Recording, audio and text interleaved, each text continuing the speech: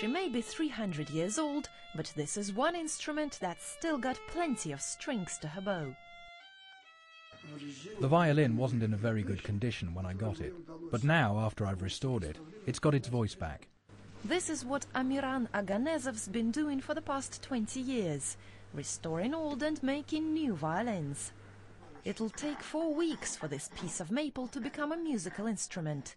No machinery is used. Everything is made by hand, from classic designs to something a little more experimental.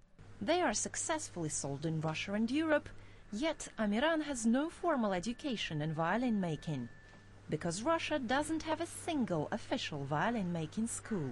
There are about 10 professional violin makers in Moscow. Compare this to Europe.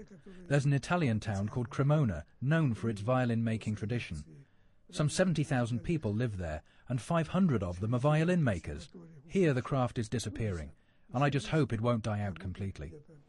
Although Russian violinists regularly snap up top prizes at international competitions, the world has barely heard of Russia's violin makers. Yet the country does have a long tradition that is traced at Moscow's Glinka Museum of Musical Culture, named after the 19th century composer Mikhail Glinka. The skills have changed little in 500 years, and a modern-day luthier, no matter Russian or not, has to be a jack of all trades.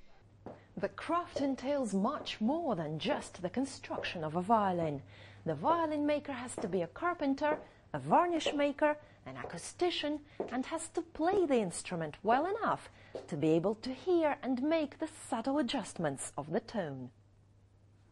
Before turning to his craft, Amiran started out as a musician, as did his friend and colleague Mikhail Azayan, whose workshop is next door.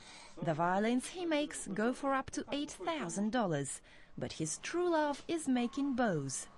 And he's got a few of his own tricks of the trade. You've got to have the knowledge of how to turn a chunk of wood into something that will produce a sound. Different types of wood are worked with differently, but intuition plays a big part too. Sometimes I take one look at a piece of wood and I feel what kind of sound I can get from it.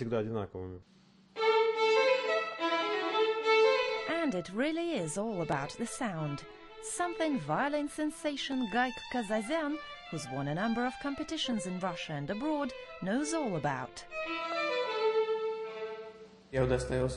I had the honor of playing a Stradivarius violin at New York's Carnegie Hall, a very special experience. The older the violin, the richer the tone is, and the better the instrument, the longer it takes to get the feel of it. A relationship between a musician and their instrument is like a very close friendship, or even a romance. He agrees that Russia's homegrown musicians prefer instruments made abroad, and luthiers like Amiran and Mikhail blame a lack of state support for the trade. But as long as their work remains in demand, they hope the profession will live on, so the country's violin makers can eventually stop playing second fiddle on the world stage.